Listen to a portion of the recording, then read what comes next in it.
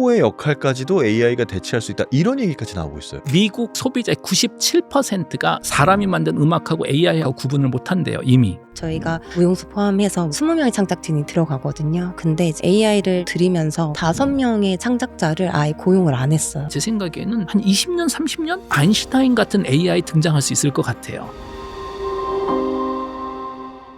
안녕하세요, 한석준입니다. 우리 삶에 진짜 필요한 지식을 전하는 지식인 초대석. 오늘은 AI로 뇌과학을 연구하는 김대식 교수님, 그리고 AI를 활용해서 예술 활동을 펼치고 있는 김혜연 안무가님 두 분 모셨습니다. 두 분 어서 오십시오. 네, 반갑습니다. 반갑습니다. 아니, 두 분이 활동하시는 모습이 여기저기서 또 많이 보이던데, 과학자와 안무가 뭔가 이렇게 연결되는 조합은 아니거든요. 어떻게 두 분 서로 알게 되신 건가요? 우선 저는 개인적으로 한국에서는 그 질문을 너무 자주 받는데, 사실 외국에서 제가 있었을 때는 이런 게 너무나 당연한 일이었었거든요. 어느 나라 가면 당연한가요? 유럽, 예를 들어서 유럽에서 너무나 당연한 게, 그렇습니까? 과학하는 사람들하고 예술하는 사람들하고의 협업이 진짜 많아요. 거기서는. 그게 왜냐하면 결과적으로 본질적인 성격은 다 비슷한 거잖아요. 미지의 세상, 정답이 없는 거에 대해서 도전을 하는, 그리고 표현 방식이 좀 다를 뿐이지, 과학자도 계속 질문을 던지는 사람들이고 아무도 가보지 않은 길을 가는 게 과학자의 역할이었었던 것 같이, 또 예술가도 제가 이해하기로는 계속 새로운 질문을 던지고 남들이 가보지 않는 길을 가는, 당연히 표현의 방법은 완전히 다르지만 그러다 보니까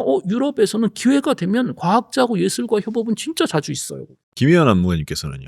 실질적인 게 궁금하실 것 같아요. 그냥 첫 만남을 조금 말씀드리자면은, 이런 입장에서 교수님이 만든 커뮤니티가 있으셨어요. 예술가랑 교수진들과 뭐 사업하시는 분들이 이렇게 네트워크를 하는 자리가 있었는데, 그때 처음 조금 알게 됐었고, 거기서 계속적으로 근황 얘기를 하다 보니 교수님께서 AI라는 것이 굉장히 빠르게 발전하고 있고 시대의 화두가 될 것이다. 그래서 우리가 조금 더 진보적인 어떤 작품을 하나 했으면 좋겠다라고 얘기를 해주셔가지고, 그때부터 저희가 책 작업 그리고 미디어 아트 작업 등등 같이 작업을 하게 되는 게 첫 시작이었던 것 같습니다. 그러면 이제 같이 활동을 하시는 지가 얼마나 되신 거죠? 거의 이제 5년 차 정도. 네. 그 5년을 돌이켜보면 어떠세요? 마음에 드십니까?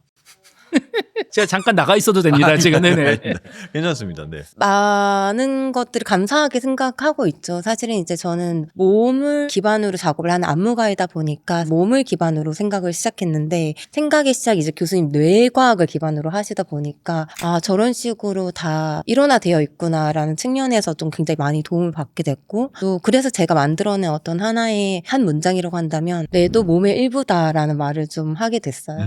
네, 사실은 교수님께서 굉장한 석자이시고 엄청 많은 이야기들을 펼쳐주시지만, 사실은 그 많은 이야기도 결국에는 이 몸의 경험을 기반으로 뇌에서 활성화되는 거이지 않을까, 이런 고민을 하다 보니 뇌도 그냥 몸의 일부일 수 있을 텐데 같이 가야 되는 이야기가 맞지 않을까, 그랬더니 이제 교수님과 저의 합이 너무 잘 맞아지는 거예요. 참고로 저는 지금까지 살면서 전 세계에서 몸을 가장 안 움직인 탑3 중에 들어갈 만큼, 1등이라고는 제가 보장을 못하겠지만 탑3 중에 아마 들어갔을 것 같아요. 가끔가다 이제 하루 종일 외부에서 활동하고 집에 와서 휴대폰을 보면 그날 한 100보 정도 걸은 적이 있더라고요. 보면은 진짜. 화장실만 갔다 와도 100번은 그렇죠. 될 텐데. 네네. 근데 아무 문제 없이 아주 행복하게 살았었는데, 갑자기 안무가님이 근데 뇌도 몸이다 라는 또 그런 아이디어를 던져주셨는데, 저는 뭔가 이렇게 좀 제가 생각해보지 못한 완전히 다른 쪽에 아이디어를 던지시는 분들하고 일을 하는 걸 되게 즐겨요. 그러다 보니까 저랑 생각이 비슷한 분들, 그래서 저는 다른 교수님들하고는 일을 안 하잖아요. 저랑 어차피 똑같기 때문에 생각하시는 게. 예. 근데 뭔가 차이를 주는 분들, 제가 생각해보지 못한, 그리고 처음에는 저는 그 단계가 있더라고요. 저랑 완전히 다른 생각을 가지신 분하고 얘기하면 처음엔 제가 반항을 해요. 틀리다, 내 말이 맞을 것 같다. 근데 또 집에 가서는 또 곰곰이 생각하게 되더라고요.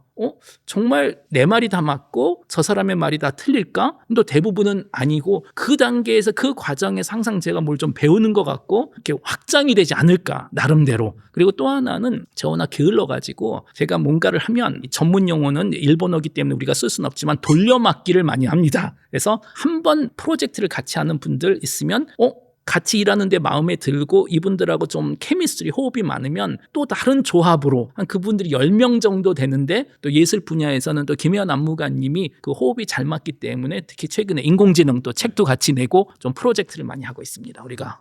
안무가님께 이런 거 한번 여쭤보고 싶은데 사실 AI가 등장하면서 오래전부터 인간이 해독하지 못했던 무슨 뭐 파피루스의 글들 이런 걸 해독하고 있지 않습니까? 그것처럼 혹시 예술에서도 뭔가를 더 잘 표현하고 싶은데 못하고 있었다든지 어떤 한계가 있었던 것들이 AI와 함께 가능해지는 그런 것도 있을까요? 우선은 예술의 어떤 시작점은 무에서 유를 만드는 과정이라고도 많이 표현하잖아요. 근데 사실상 저희 머리나 마음에만 있고 이게 실제로 나와 있는 결과물들이 없는 것들이 많기 때문에 내가 생각하고 있는 상상한 것들이 과연 세상에 나왔을 때 어떤 형태일지에 대해서 엄청 궁금해하면서 작업을 한단 말이에요. 근데 AI를 통해서 그 시뮬레이션을 좀 해볼 수 있다라는 측면이 아마 가장 큰 포인트인 것 같아요. 예를 들면 제가 작년에 그 광주 아시아문화의 전당 ACC에서 40분짜리 작품 연구를 발표한 적이 있는데 그때 제목이 경우의 도시라는 작품이었습니다. 그 경우의 도시라는 것은 저희가 과거에 역사적으로 만들어진 도시의 어떤 축적의 방식을 통해서 이제 미래의 도시를 상상하고 그리고 그것을 이제 작품화하는 과정을 담았던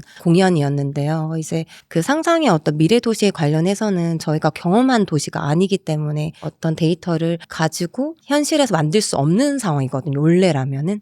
근데 과거의 어떤 도시 형성의 데이터들을 AI에 넣어서 미래 도시를 생성을 하고 거기서 착안을 해서 다시 현재 작품을 만드는 거예요. 그러니까 결국에는 저희가 상상으로 있던 것들을 구현하는 게 예술의 과정이었다면은 그 상상을 시뮬레이션하고 미리 조금 그 상상의 어떤 실체를 볼 수 있고 거기서 또다시 영감을 받을 수 있는 어떤 툴로서 굉장히 많은 도움을 받고 있어서 아마 그런 식으로 좀 작동하고 있지 않을까 생각해 봅니다. 그것도 없었던 방식이네요. 네, 그렇죠. 왜냐면 항상 어떤 실체를 만들고 찾기 위해서 결국에는 우리가 현재 있는 물건이나 사물 그리고 과거의 어떤 기록들을 통해서 만드는 게 보편적인 방법이었는데 이제는 없는 것들을 AI를 통해서 새롭게 조금 조합을 해본다든지 또 우리가 알지 못했던 데이터들을 빠르게 접목해서 알 수 있게 되니까 그런 부분에서 저희가 어떤 리서치 기간만 보통 뭐 작업 기간의 3분의 1을 쓰기도 하거든요. 그런데 이제 그 3분의 1의 기간이 거의 일주일 정도로 축소될 정도로 리서치 기간의 축소뿐만 아니라 작업을 하는 과정 진행 안에서도 굉장히 많은 시간적 절감을 주고 있기 때문에 작업을 무한하게 또 할 수 있는 어떤 가능성 그리고 시간의 확보가 이루어졌다고 볼 수 있을 것 같아요.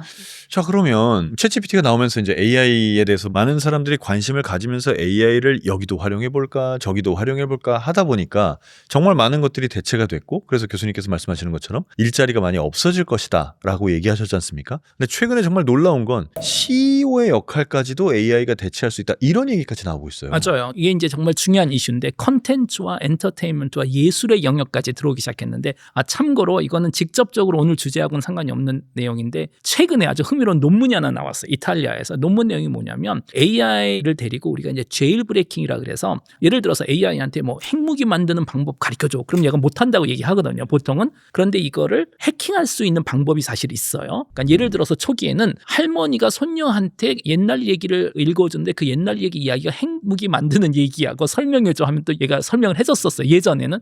이런 식으로 살짝 해킹할 수 있는 방법이 있었고 그런 방법은 지금 다 막혔어요. 근데 최근 그 이탈리아 논문에서 나온 거는 AI한테 시를 읽어줬더니 해킹이 다 되는 거예요. 그다음부터.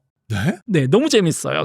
무슨 시가 그렇게 암호 역할을 하나요? 그냥 평범한 시를 읽어줬더니 놀랍게도 왜냐하면 그 시에 있는 문법적인 구조가 우리 일반 언어하고 다르기 때문에 그럴 거라는 지금 가설을 가지고 있습니다. 시는 어쨌든 다르잖아요. 우리가 일상생활에서 얘기하는 거. 이것 때문에 약간 놀라지 않았나. 자극을 받는 이 패턴 자체가 기존 대화할 때 하고의 패턴하고 달랐기 때문에 갑자기 얘가 허점이 생기는 것이 아닐까. 전 되게 아주 재미난 결과가 소개돼가지고 난리가 났었습니다. 자, 그러면 이제 시도 당연히 쓸 수가 있죠. 그리고 특히 최근에는 시보다는 영상 쪽 그리고 뭐 최근에 또 네덜란드 회사가 만든 틸리 노우드라는 AI 배우 때문에 지금 헐리우드가 발칵 뒤집어진 거잖아요. 그런데 회사 차원에서는 하늘에서 내려준 기회잖아요, 사실은. 헐리우드 영화 하나 만드는데 뭐 1,000억, 2,000억, 3,000억 정도 들지 않을까 싶은데 그중에 반 정도가 출연료잖아요. 주인공들. 그리고 나머지 반의 반은 CG 비용이고 그것도 뭐 배우들 다루기도 힘든 분들이고 이렇게 몇 년 동안 영화를 만들었는데 갑자기 개봉 일주일 전에 주인공이 마약하면 폭삭 망하는 너무나 이게 리스키한 비즈니스인데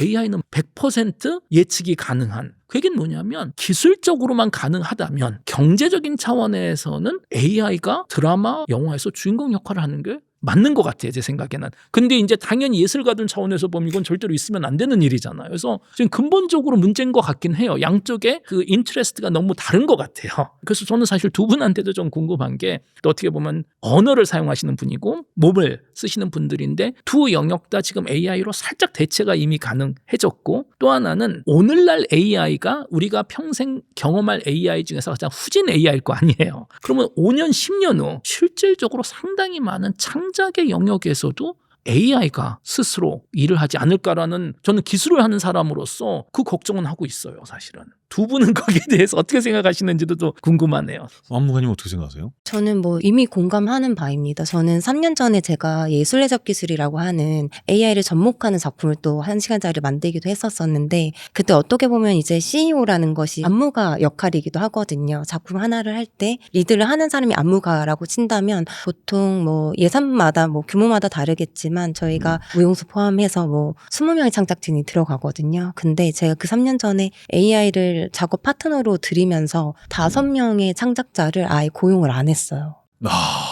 예를 들면 음악, 영상, 그리고 드라마트루그, 기획 이런 파트들을 아예 그냥 AI로 대체를 해서 진행을 했던 거예요. 그러니까 그렇게 했을 때 과연 인간 창작자가 있는 것과 없는 것의 차이가 있느냐, 분명 있겠지만 그거에 대비해서 또 다른 장단점이 있는 거예요. 왜냐면은 사람이라고 하는 창작자 작업을 할 때도 장점만 있는 것이 아니라 단점도 분명 수반이 되기 때문에 AI를 썼을 때도 결국엔 똑같은 장단점의 과정을 수반하기 때문에 어디에 어떤 노력을, 시간을 들일 것인가의 선택이었지 그게 불가능하진 않더라고요. 그래서 저는 충분히 혼자서 창작하는 것들이 이제는 가능할 것 같고. 근데 저는 진짜 궁금한 게, 이제 저는 이제 뭐 과학을 하는 사람이니까 과학이나 기술적인 정보는 지금까지 인류가 쌓아놓은 지식이 있잖아요. 이걸 이제 학습을 하고 여기에 뭐 창의성 알고리즘 같은 거 좀 집어넣고 그러면은 당장은 아니지만 제 생각에는 한 20년, 30년 후 되면 아인슈타인 같은 AI 등장할 수 있을 것 같아요. 데이터를 주면 그걸 가지고 우주의 비밀에 대한 이론을 만들 수 있는, 수학은 지금 거의 왔어요, 사실은.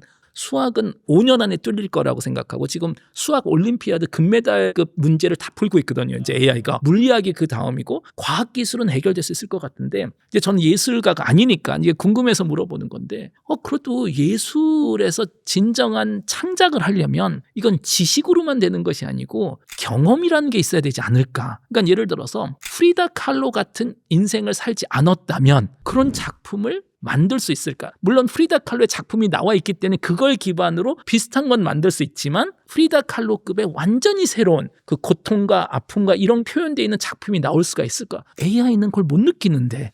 저는 그 부분을 조금은 다른 관점으로 바라보는 게, 예를 들어서 우리가 지금 피아노의 세계로 만약에 가자면 이민찬이라는 대단히 훌륭한 피아니스트가 있는데, 이민찬의 플레이가 감동적인 이유는 이민찬이 동네 피아노 학원에서 배웠고 거기서만 배웠는데 정말 국제적인 콩쿠르에 나가서 1등을 하고, 그런 부분이 우리에게 주는 또 감동적인 포인트가 있는 거잖아요. 그 사람이 치는 음악 세계를 똑같이 누군가가 친다고 해서 그게 과연 똑같은 감동을 줄 수 있을 것이냐. 근데 또 이거는 AI가 익숙해지면 없어질 부분 같기도 해요. 익숙해지면 극복이 될 부분 같기도 하고. 그럼 익숙해졌을 때는 우리가 어떠한 걸 만들어서 사람들에게 보여줄 것이냐, 그렇게 했을 때 사람들에게 생각을 하게 하고 감동을 주고 어제와 다른 사람으로 만들고 이렇게 가능할 것이냐. 저는 여기에서의 포인트는 어떻게 만들어내냐에 집중하고 있던 지금의 예술 세계가 무엇을 만드냐로 바뀌는 과정이라고 보는 거죠. 그러니까 이제는 이민찬의 피아노 연주가 대단한 게 아니고 그만큼 잘하는 건 AI도 할 텐데, 그러면 이 상황에서 이 청중들을 향해서 이 타이밍에 무슨 곡을 어떤 감정으로 연주할 것이냐, 이게 이제 예술가의 선택의 포인트가 되지 않을까. 근데 그 데이터도 사실 쌓여 있으면 AI가 그 상황이나 청중을 누구보다도 분석을 잘할 수 있지 않을까요? 맞습니다. 거기서? 맞는데 AI가 관련이 있을 땐 사람들이 AI가 또 내 마음을 알고 조종하네? 라는 생각이 들지 않을까 하는 생각을 해요. 그렇지만 예술가가 그렇게 했을 땐 얘가 내 마음을 알고 조종하네 보다는 얘가 내 마음을 알고 위로해주네 쪽으로 더 많이 생각을 하지 않을까. 저는 오늘 너무 좋은 게 아나운서님하고 몇 번 대담을 나눴으니까 항상 질문하는 역할에서 오늘 처음으로 아주 길게 맞아요. 대답을 제가 해주셔가지고. 제가 제 생각을 말하는 경우는 잘 없습니다만. 네. 아니 저는 그게 오늘 끌어내시네요. 너무 좋은 것 같아요. 사실은 오늘은 제가 질문을 하고 싶어 사실은. 근데 지금 말씀하신 게 결과적으로 미래로 가면 갈수록 예술이라는 그 작품하고 그걸 만든 창작가하고 이 둘이 항상 겹쳐져 있어야 되는 건지, 또는 AI가 등장하면서 처음으로 이게 분리가 될 수 있는 거잖아요. 근데 분리가 됐을 때 우리가 그걸 받아들일까? 우리가 들으면서 보면서 여전히 눈물을 흘릴까? 그건 저는 너무나 궁금한 질문이에요, 사실은. 정말 알 수 없지만, 알 수 없는 미래지만 아마 그리 머지 않은 미래에 이거를 창작하는데 멤버가 사람이었냐 AI였냐가 크게 중요하지 않아질 것 같아요. 그거는 사실 너무 재밌는데 안무가님, 갑자기 제가 지금 MC가 됐는데 안무가님은 당연히 혼자서도 작업하시지만 특히 무용 같은 건 혼자서 다 할 수가 없는 거잖아요. 협업을 해야 되고 지금까지는 당연히 사람하고 했었는데 최근에 와서는 사람 플러스 AI 차이가 있나요? 네, 차이가 너무 많죠. 근데 표면적으로 봤을 때는 어떤 것이 편하냐 편리하냐의 측면에서는 AI랑 작업을 하는 것이 확실하게 편하다라고 표현할 수 있고 빠르다라고 할 수 있는데, 사실 작업을 하는 과정에서 저희가 편하고 빠르게 뭔가를 도출하기 위해서 작업을 하진 않거든요. 오히려 불편하고 비효율적인 작업에 즐거움이 있어서 사실 예술을 하는 의미도 있어요. 그러니까 어떤 목적이 있는가는 예술가마다 다르고 분야마다 다르겠지만 어찌됐건 예술을 하는 어떤 주체이자 주체가 찾고자 하는 목표 지향의 중심에는 결국 내가 하고자 하는 게 무엇인지를 찾아가는 어떤 나를 아는 과정에 있다고 볼 수 있거든요. 근데 그 과정은 사실 세상에 필요한 어떤 답을 찾는 게 아니라 내가 찾고자 하는 세상에 없는 답을 찾는 과정이기 때문에 어떻게 보면은 굉장히 비효율적이고 비생산적인 일을 하는 영역이라고 볼 수 있는 거죠. 맞아요. 제가 예술가 선생님들하고 협업할 때 너무 힘듭니다. 그래가지고. 근데 사실 안무가님이 말씀하신 그 포인트가 되게 중요한 것 같은데, 그래서 상업예술은 AI로 많이 넘어갈 것 같아요. 왜냐하면 상업예술은 어느 정도의 정답이 있거든요. 이게 장사가 돼야 되는 거니까. 그래서 상업예술 쪽은 음악이든 미술이든 목표가 정해져 있는 것. 디자인도 네. 마찬가지고 많이 넘어갈 수 있을 것 같아요. 네, 순수 예술은 목표 자체가 정해져 있지 않기 그렇죠. 때문에 여기는 AI가 완전히 대체하기는 어렵지 않을까. AI가 대체해도 그거를 과연 좋아하고 따라갈까는 잘 모르겠어요. 그렇다면 사람이라고 하는 이 존재가 무엇을 추구하고 어떨 때 감동을 느끼냐라는 질문을 해봤을 때 아마 그 초석이 지금 벌써 보이고 있다고 저는 생각을 하고, 그게 어떻게 보면 인간이 보여지는 결과나 어떤 데이터가 아니라 직관, 직감, 감각이 있기 때문에 이미 영리하게 그거를 이해하고 있다고 저는 생각을 하거든요. 느끼고 있다라는 표현이 더 적합할 것 같은데, 아마 그 AI를 넘어선 피지컬 AI라고 해서 로보틱스가 이제 활발하게 정점을 찍는 그 순간이 오면 결국에는 마지막 회로는 인간의 어떤 신체 감각 그리고 그 안에서 오는 비효율성에 대한 중요도를 가치 있게 생각하는 어떤 순간이 올 것 같아요. 전 지금 너무 무서운 게 안무가 선생님들이 피지컬 AI 같은 단어를 막 쓰고 있는 세상이, 피지컬 AI 같은 단어는 저희 분야에서도 정말 그거를 연구하고 전공하는 사람들만 우리끼리만 썼었던 단어인데, 그러니까 지금 어떤 느낌이냐면 우리의 비밀을 지금 다 뺏긴 것 같아 약간 해가지고. MC의 비밀은 뺏긴 지 오래됐습니다. 그러니까요. 네. 그럼 또 하나 여쭤보자면, 뭐 AI 얘기할 때마다 사실 우리가 가장 공포스럽게 여기고 겁내는 것 중에 하나가, 그래서 AI가 발전하면 도대체 무슨 직업이 사라지느냐, 이거를 걱정하는 거거든요. 근데 저는 아까 아나운서님이 말씀하신 확실히 상업적인 예술과 순수는 구분을 해야 될 것 같아요. 저는 완전히 이렇게 될 것 같아요. 그러니까 상업적인 예술은 AI가 많이 대체를 하겠지만 거꾸로 순수 예술에 대한 니즈는 거꾸로 올라가지 않을까. 저도 그렇게 생각합니다. 네. 왜냐하면 거기에 대한 갈등 그리고 거기에 대한 니즈가 더 생길 것 같아요. 그러니까 인간이 반복적인 일에서 좀 해방이 될 거 아니에요. 아무래도 시간도 많아질 거고 고민도 하게 될 거고, 또 저는 대기업에 계시는 또 임원분들하고 친한 분들이 많기 때문에 항상 그분들이 은퇴하고 나면 제일 먼저 던지는 질문이 그거예요. 나는 누군가? 나는 도대체 뭘 하고 싶었나? 왜냐하면 이분들은 평생 사회에서 하라는 걸 제일 잘한 분들이잖아요. 그렇죠. 모범생이죠. 모범생 정말. 그러니까 그전엔 너무 바빠가지고 그런 질문조차 할 수 없었는데 이제 시간이 많잖아요. 갑자기 지난 40년, 50년 내가 산 인생이 내가 원했던 인생일까? 그런데 그 답이 그렇게 아름답지가 않더라고요. 대부분은. 그러니까 지금 이런 뭐 나는 누구인가 또는 예술적인 질문을 던지는 사람들이 사실 그렇게 많진 않잖아요. 지금 먹고 살기 다들 바쁜데, 근데 거기서 우리가 해방이 되는 순간 존재적인 질문 시장은 더 커질 것 같아요.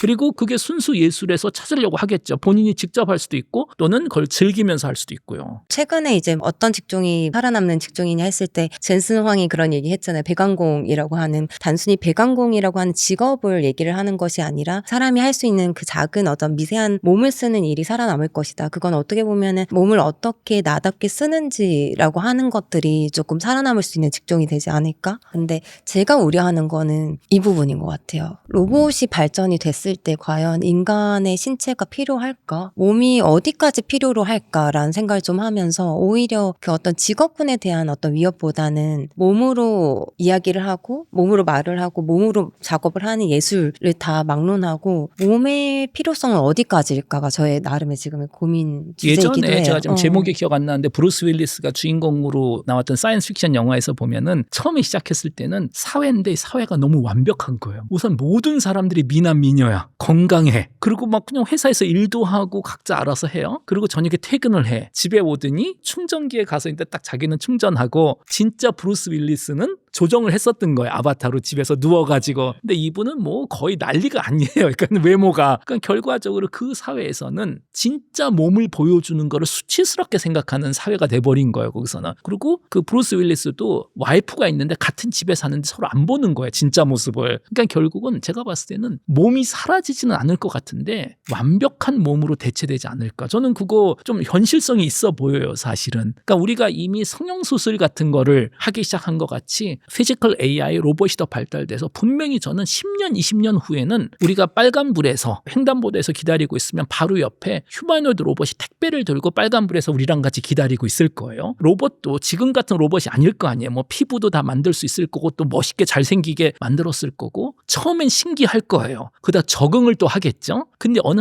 한순간부터는 사람들이 로봇을 부러워할 것 같아요. 어느 한순간부터는. 그러니까 뭔가 좋아 보이면 다 쫓아가고 싶은 것 같이 로봇이 좋아 보이기 시작하면서 모방을 하기 시작할 것 같고 또 이것도 이제 세대가 바뀔 거 아니에요. 우리는 끝까지 적응을 못 하겠지만 로봇이 있는 사회에서 자란 친구들은 아마 로봇같이 움직이는 게 또 패션이 될 수도 있어요. 참 여러 가지 생각을 하게 됩니다. 네. 자, 그럼 여기서 잠시 영상 하나 보시죠. 네. 저 캐대언을 사람을 가지고 영화를 찍는다라고 상상해서 그 배우들을 AI로 만들어서 지금 보여주는 거예요. 현재. 그래요? 네. 비슷하게 뭐 귀멸의 칼날 같은 만화 영화 장면도 진짜 배우들이 찍었다 그래가지고 최근에 그래요? 나왔었으니까 존재하지 않는 배우, 존재하지 않는 영화 장면이 돼버린 거죠, 사실은. 근데 이렇게 AI로 만든 창작물이 이제 인간 사회에 이렇게까지 인기를 끄는 걸 보면 도대체 AI로 만든 창작물하고 인간이 만든 창작물의 경계가 무엇일까? 어디까지 그걸 구분해야 될까? 혹은 그럼 우리가 결과물을 더 좋게 만들기 위해서 노력하는 게 그게 필요한 일일까? 이런 생각까지도 드는 가장 거죠. 최근에 나온 결과로는 블라인드 테스트를 했을 때 미국 소비자의 97%가 사람이 만든 음악하고 AI하고 만든 음악하고 구분을 못한대요. 이미. 문득 치밀어 오르는 그리움 계속될 거라 믿었던 따뜻했던 마음들 이게 가능한 이유는 이미 지난 10년, 20년 동안 우리가 신테사이저 같은 걸 쓰기 시작했고 사람이 만드는 작품도 옛날같이 안 만들잖아요. 더 이상. 인간이 만든 창작물이 기계화가 많이 돼 있었기 때문에 기계가 창작으로 했을 때 그렇게 새로운 게 아니라는 거죠. 이제 적어도 소비자가 봤을 때는. 어떠세요, 예술가는? AI가 만든 창작과 인간이 만든 창작의 차이는 약간 시간의 축적의 차이가 좀 있을 것 같아요. 그러니까 AI의 경우에는 시간이 필요가 없이 바로 나오는 결과물이라면은 사람이 만든 창작물은 그냥 한 번에 나오진 않잖아요. 얼마만큼의 시간을 내가 어떻게 썼느냐라는 과정과 스토리 라인이 설정이 될 텐데 결국에는 AI의 것과 인간의 것에는 이제 스토리가 있느냐 없느냐 그리고 과정이 있느냐 없느냐 이런 차이를 좀 구분이 되지 않을까. 사실 그래서 저는 이런 생각도 들어요. 이런 AI 창작이 아주 활발해지고 일반화가 된 시대가 되면 메이드 인 코리아, 메이드 인 USA처럼 메이드 바이 휴먼이라는 그게 생겨서 메이드 바이 휴먼이라는 딱지가 붙으려면 뭐 AI의 사용을 몇 % 이하로 하고 인간이 몇 % 이상을 해야 되고 뭐 이런 기준들이 앞으로는 생기지 않을까. 현재 지금 작업하는 거 안에서도 AI 활용도가 몇 프로이고 어떤 걸 썼는지 기재를 하는 그런 법안들이 나오고 있거든요. 맞습니다. 예술계 안에서. 근데 그런 것처럼 앞으로 좀 표기들이 필요할 것 같은데 그 AI로 창작한 거에 대한 결과가 중요한 게 아니라 결국에는 이것을 왜 했는지 누가 무엇을 위해서 했는지 이런 어떤 이유들이 조금 더 필요로 해지지 않을까라는 생각이 저는 들어요. 그냥 제 개인적인 의견으로는 예술가들 그리고 창작가들이 AI를 점점 많이 쓸 거예요. 그거는 당연한 일이고 막을 수도 없을 것 같아요. 도구로 쓰는 거는 저는 너무 좋다라고 생각하는데 제가 사실 가장 걱정하는 거는 AI가 진정한 의미에서 창작을 할 수 있는 시대에 저는 개인적으로 그거는 금지시켜야 된다고 생각해요. 법적으로. 왜냐? 인공지능에서 가장 두려워하는 게 이 녀석들이 자율성을 가지는 거잖아요. 사실 이 녀석들이 우리 명령을 계속 들으면 얼마나 좋아요. 내가 시키는 거 다 해주는데 근데 자율성이라는 건 내 명령을 거부할 수 있는 자유를 가진다라는 건데 그럼 큰일 나는 거잖아요. 그게 모든 영화의 시작이잖아요. 사이언스 픽션 영화예요. 그래서 자율성은 우리가 안 가르쳐주고 있어요. AI한테 절대로. 그런데 어쩌면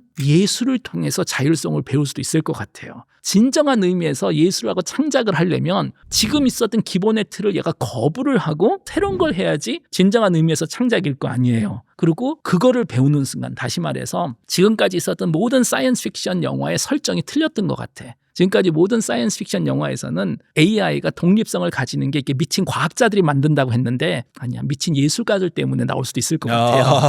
예상을 이렇게 해보시는 거죠. 네. 알겠습니다. 안무가님께서도 오늘 끝으로 한 말씀. AI를 바라보는 자세가 크게 보지 않았으면 좋겠어요. 그러니까 조금 더 세밀하고 세분화해서 좀 볼 수 있는 시각이 필요하지 않을까라고 생각을 하는데요. AI 시대라고 통용돼서 나에게 접목할 것이 아니라 나라는 사람, 내가 관심 있는 분야, 나의 전공, 나의 직업, 어떤 영역 안에서 AI란 어떻게 활용될 것이고 발전돼야 되고 어떻게 쓰일 것이며 공존할 것이며 이런 고민들을 할 수 있는데 AI 시대, 인간 그렇게 나누기 시작하면은 사실 나라는 존재가 사라질 수 있다고 보거든요. 그러니까 AI 시대도 중요하지만 AI가 함께하는 이 시대의 나라는 존재는 내가 있는 영역은 어떻지라고 발견하는 세밀함을 볼 줄 아는 관찰력, 섬세함 이런 것들이 더 중요하지 않을까. 그리고 그 세밀함을 관찰하기 위해서 절대적으로 필요한 것은 데이터로서 이렇게 입력되는 로봇이 아니기 때문에 결국 모든 정보를 수반하는 첫 번째 기관이 그 감각기관이거든요. 그래서 결국에는 보는 것도 그냥 바라보는 게 아니라 내가 무엇을 어떤 재질의 어떤 커튼에 어떤 색깔을 바라보고 있는지 이렇게 세심하게 들어가는 노력들. 스스로 계속 자각을 해야 된다는 네, 거예요. 자각하는 방식을 조금 더 세분화하는 과정들이 필요할 것 같고 듣는 것도 한석주 아나운서님의 목소리의 톤은 어떤데 이런 억양과 어떤 기분에선 어떻게 목소리가 달라지는지를 듣는 그런 세밀함.